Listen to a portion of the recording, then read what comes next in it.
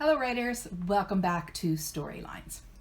Now you may have heard of the term characterization before. Characterization is something that we used for bringing a character's personality to the page in our stories. So when writing our family history stories, we want to apply characterization techniques to those stories so that our ancestors become real and three-dimensional on the page. Characterization uses 5 different methods that, when combined, reveal characters' personality. So these 5 elements are speech or dialogue, thoughts, effects on others, physical appearance, and action. So let's start with speech. An ancestor's personality can be greatly revealed by the words they say and how they say them. The words they use can point to intelligence or lack thereof, which also reveals their educational background. The speed in which your ancestor speaks can describe if they are generally nervous or laid back, and specific accents can set up where your ancestor grew up.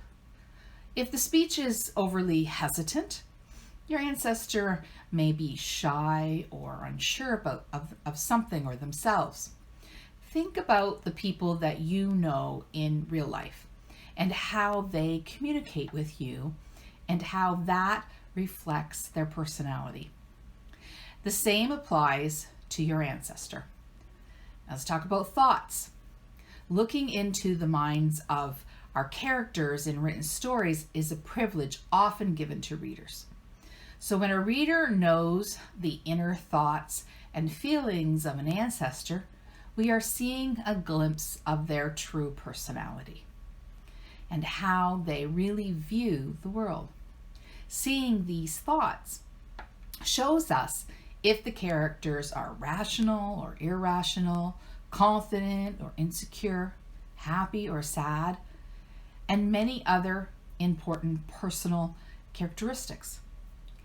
The emotions the ancestor feels points to the way the ancestor lets people and events affect them, which displays basic inner structure of how that ancestor thinks. Effects on others. How does your ancestor affect other people? And how do these people react to your ancestor?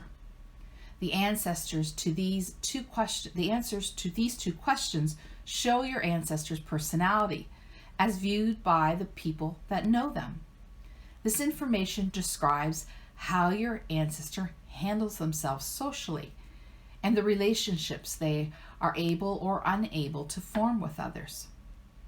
Does your ancestor make others feel happy, uneasy, repulsed, excited, anxious, angry, or scared?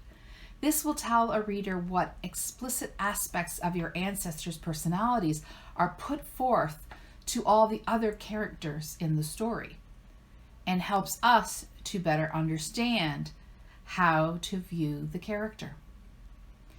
Actions.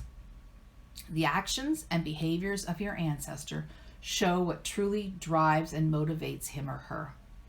How they physically or verbally interact with other characters in the story shows their overall position as good-natured or mean-spirited, sympathetic or selfish. The behavior that the ancestor shows is just a product of how they feel inside, which is why how the ancestor act is such a great indicator of personality. And then we have looks. The look and appearance of an ancestor can tell a lot about them. The dress of an ancestor also provides a look into their personalities. For example, if your ancestor is constantly dressed up in expensive clothing, well, this could point to great education and wealth, while the ancestor dressed in clothes with, holes in them could appear less well off. However, since outward appearances can be deceiving, it's also important to take their expression and body language into consideration as well. Are you incorporating thoughts, speech, looks, action, and effects on others in your family history story. You want to consider that. And if you want to learn more about writing your family history story and you want the support and accountability of a wonderful community, then please consider joining us in the masterclass. You'll find a link below this video for all the details, and I will see you back here next week in Storylines.